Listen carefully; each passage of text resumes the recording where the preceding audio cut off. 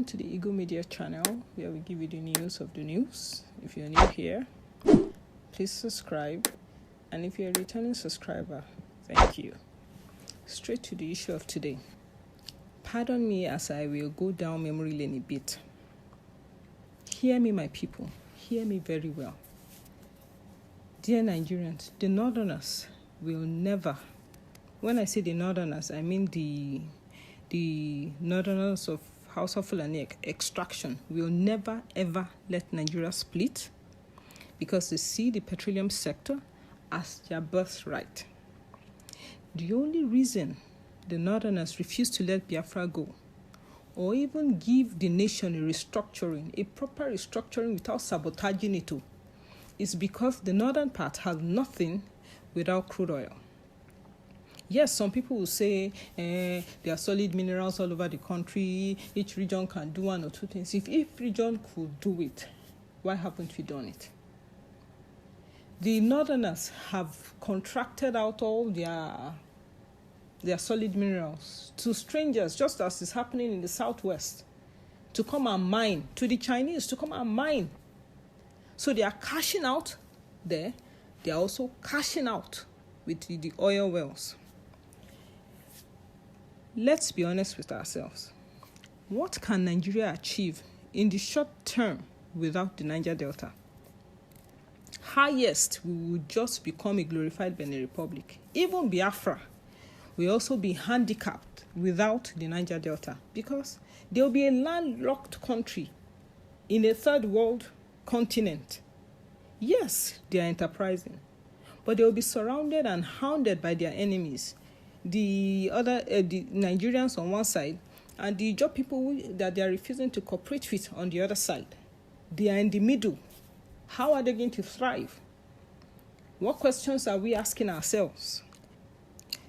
The Niger Delta area on the other side is busy sabotaging the effort of the IPOB. I don't understand who is sabotaging who anyway. I don't have a problem with self-determination. Everybody has a right to it. But I have read the book by Chinua Achebe. And to be honest, I don't want a repeat of war anywhere. Whether Nigeria, whether in the Middle East or wherever. It's heart-wrenching. We have seen photos. We have seen all these things. So it should be strategic this time. At least Biafra should work with the Niger Delta and get a good deal. We don't want to waste lives this time. We don't want to. The only exception to the scenario of bloodbath is to secure a buy-in from the Niger Delta militants. All the videos I'm seeing, mainly of Igbo people shouting up and down, but could not defend the supreme leader when the chip was down. Where were they? No Niger Delta backup. This same Niger Delta, the military, where they fear. I am still baffled that IPOB did not strongly agitate for Biafra during Jonathan's administration, as they could have gotten a better deal. They would have gotten it. Nigeria and Biafra could never agree to a sharing formula for the Delta area. This is the reason why the civil war was prolonged. The civil war broke out after Gowon Buhari, alongside several young officers from the northern extraction, took part in the July counter-coup that removed Agbo Ironsi and replaced him with Yakubu Gowon. But I digress. The Northerner may not be enterprising. That one we agree. Yes, they may sell suya, they may repair shoe, they may do all those. But we don't see them as enterprising. Nor is he as educated as his southern counterparts. But trust me, they are very strategic in playing politics. At least Tinubu is licking his wounds and has learned his lessons. And will be strategizing too, because he too is very good with all this political, let's strike a deal kind of thing. The very day Northerners strike substantial oil in Arewa is the day they themselves will dash you restructuring. They will dash us disintegration. They have been looking to strike oil for years in the Chad Basin, but no luck. Luck no dey shine for that side. They will never agree to restructuring, not to talk of let my people go movement. Buhari and most of the Nigerian elites across regions have been in power since the inception of this country. Obasanjo, T.Y. Danjuma, all of them inclusive. And we have nothing, absolutely nothing to show for it. Access Bank is busy thieving people's money. Boko Haram is busy killing. Herdsmen is rampaging the whole South. Nothing to show for it. Absolutely nothing. When they were killing Christians in the northern part of the country, everybody did shuru, nobody said anything. All our religious leaders that are coming out now to complain, nobody was talking. I was in Kaduna, and I have heard and been privy to the killings in southern Kaduna. We cannot count it. What of Benue? Are they not entering the east now? When we go sit down, talk, say, he never reached my side, he never reached my side, he never reached my side, he never enter Delta now, he never enter east now. Are they not in the west now, killing them anyhow? We don't have anything to show for it. They are destroying the country. We don't even have receipt to even show that something way good they happen for that country. Now, to the crux of the matter. Buhari wants to restart oil production in Ogoni land.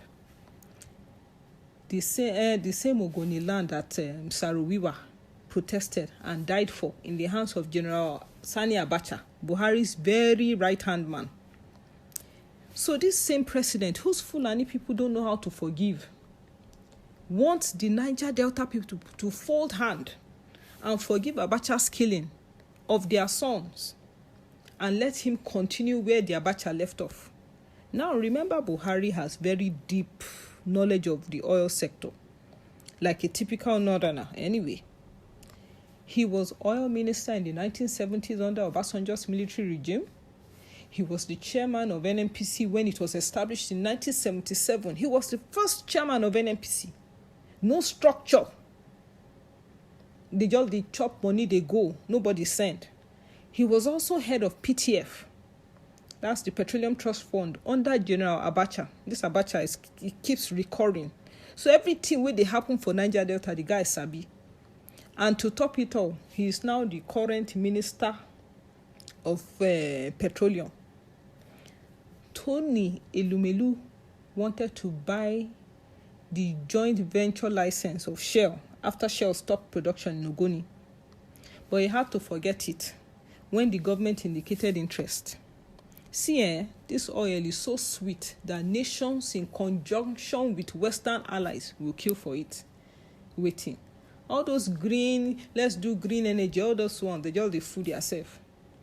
This same petroleum where they go use do Vaseline. This same petroleum where they go use do jacket, where they go use do cloth, where they go use do shoe.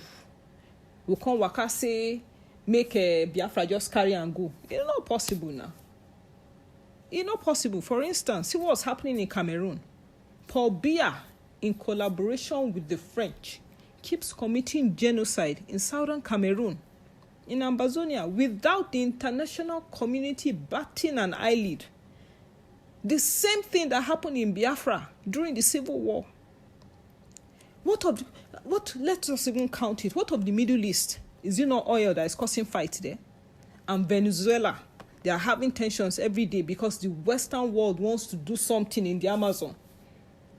This is also the same reason why there's a power play in this APC that we are witnessing today. This Oshomole versus Obaseki.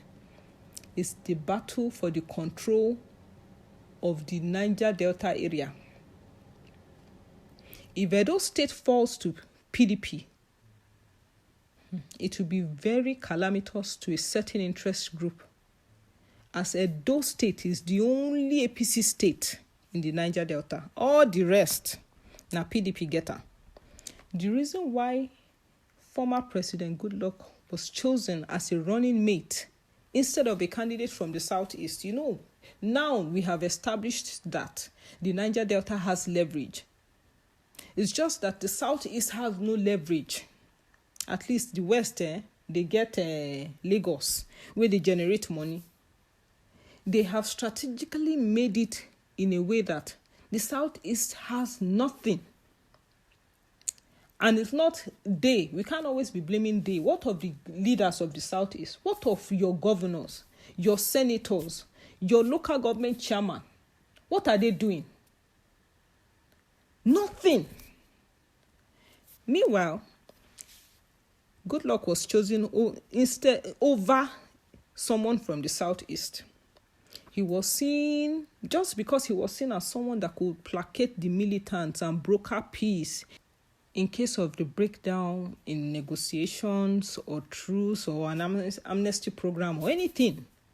This was why the cabal during Yar'Adua's tenure ceded power, because the Niger Delta peace was about to break down, and the international bodies, as in their Western allies, will have none of it. It's not all that protest that we saw.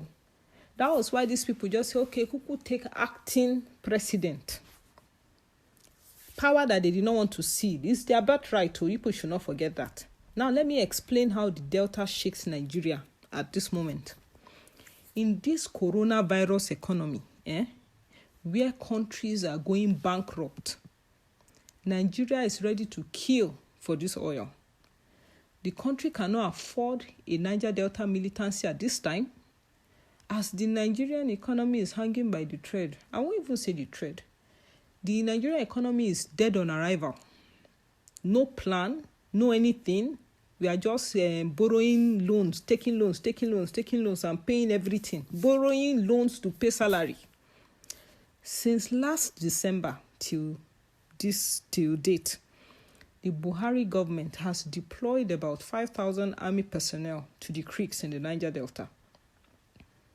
It's not as if there's war in the Niger Delta. It's not as if there's insurgency. It's not as if it's in the Middle East where there's a Boko Haram war going on. If they deploy 5,000 military personnel to the Middle East, I will understand. But they deployed them to the creeks. And when there is peace or relative peace going on, now who army no like, now then they say go northeast. Every day, obituary upon obituary. And the Christians, they go northeast fast. I lost a brother-in-law in Yobe to Boko Haram. He was a captain in the army. His friends mutinied and ran and left the army, fled the country. And we were hoping he would do the same. Alas, before I go even think, 2 weeks after I saw him last, he was dead, shot. We were trying his number, it wasn't going through. This same military that were escort oil bunkers to extraction site in the Niger Delta. Nigeria is just a joke, to be honest. Last year, Transparency International and a civil society advocacy group like that released papers that claimed that the military officers play a key role in oil bunkering, amounting to billions of dollars since 2016. This oil bunkering alone accounts for about 10% of oil production. Besides, just last week, lawyers representing about 40,000 people from 2 communities in the Niger Delta were back in court in London before the Supreme Court to seek compensation and to mandate Shell to come and do a cleanup in the Ogoni area. But the Buhari government, they never give judgment for that case. So that one's still there.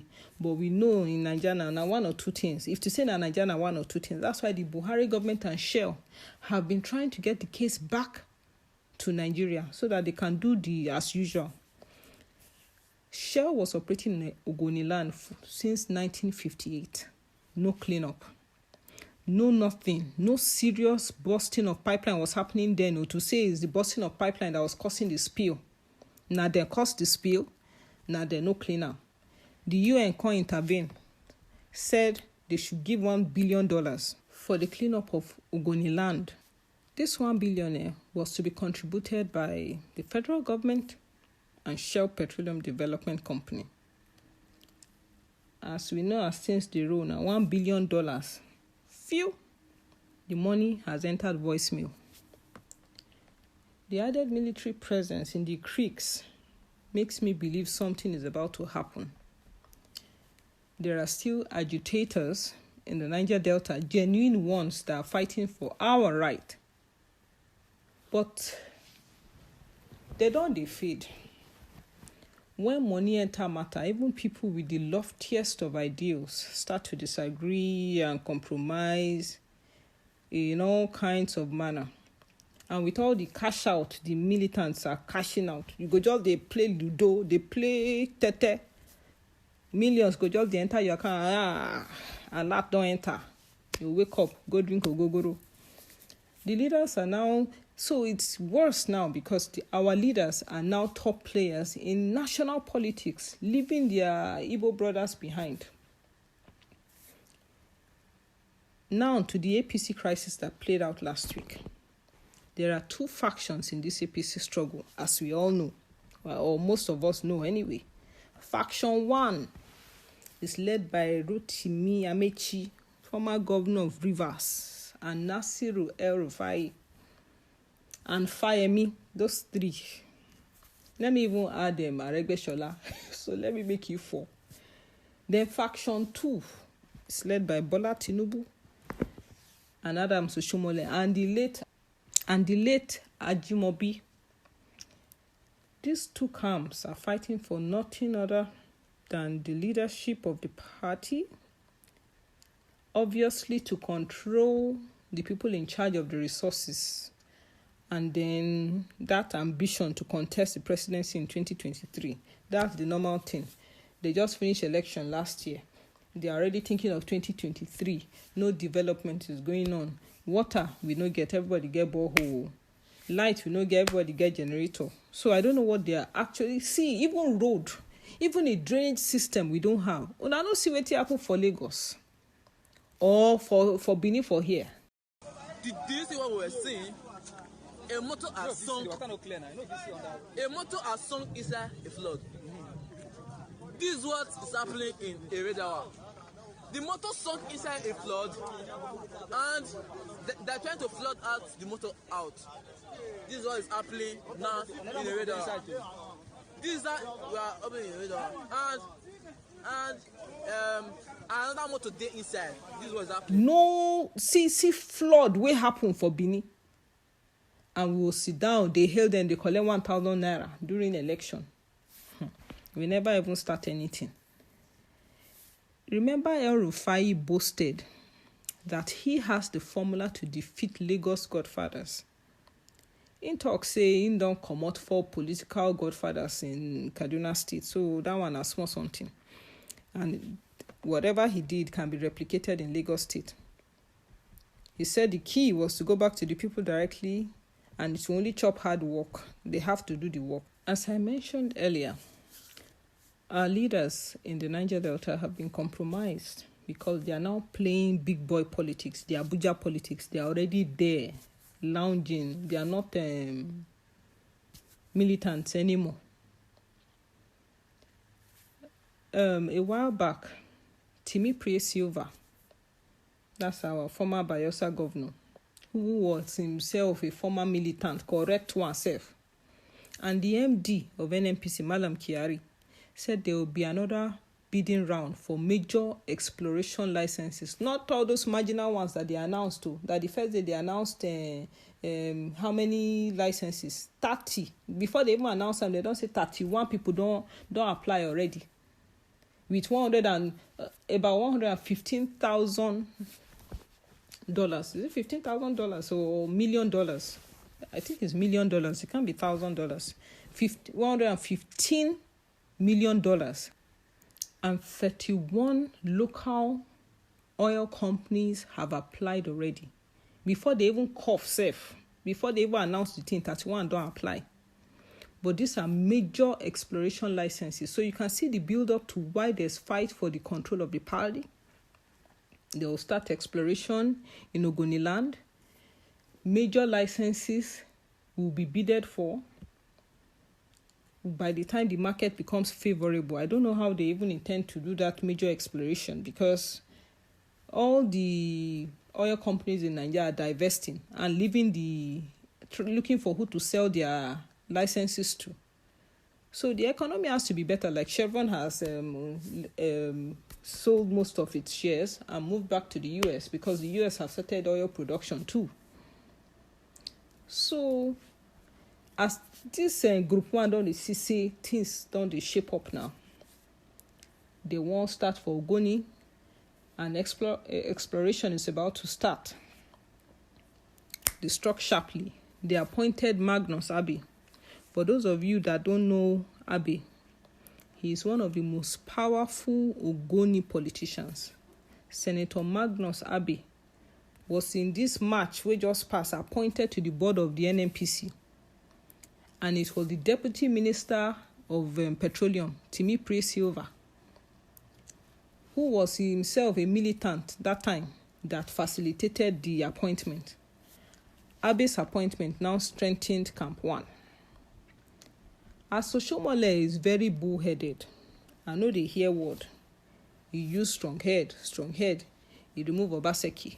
As he remove Obaseki now, Obaseki waka go PDP,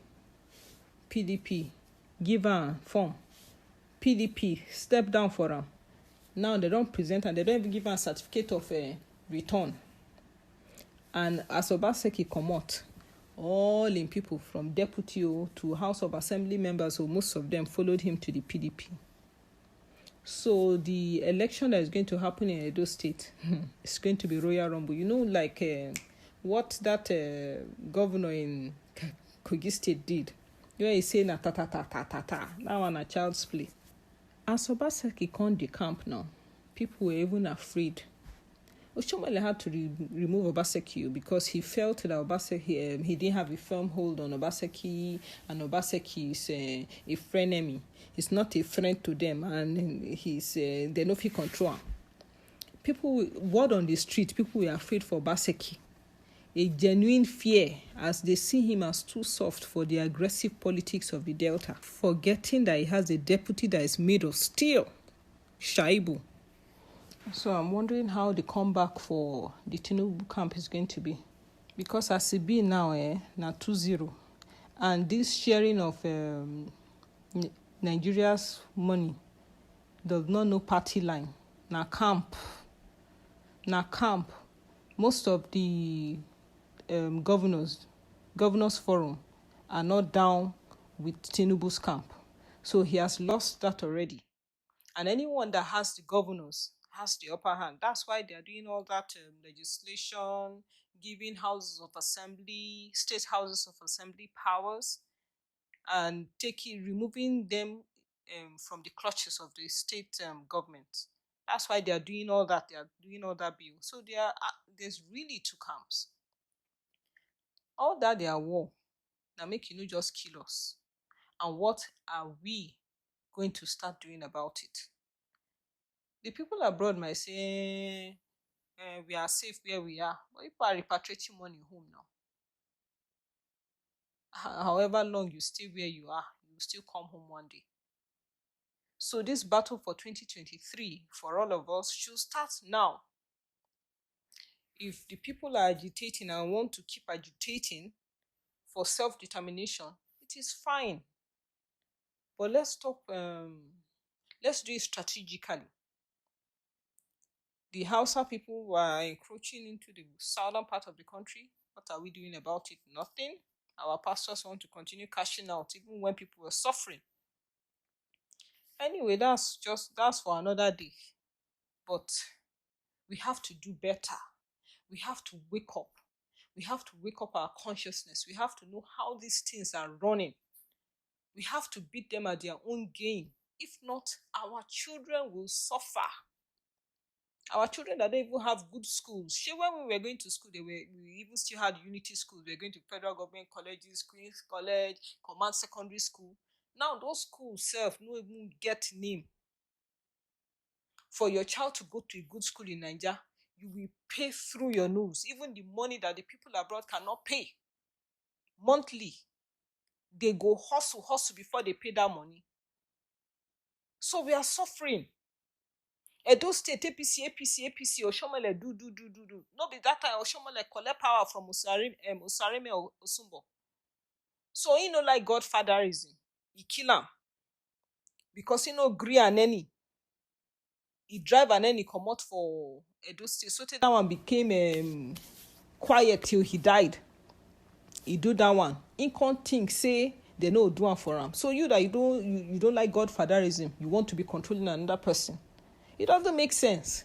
Yes, we can argue that Aneni was not Oshomale's godfather, but Aneni was the godfather to Edo politics, whether we liked it or not. But Oshomale edged him out. So Oshomale removed godfather, this one self go remove his own. So let's just leave it at that and let's not kill ourselves, because that was the same thing that happened during Lucky Igbinedion's time. Lucky Igbinedion brought in arms and ammunition into Edo State that after the election, those arms were being used to rob in broad daylight.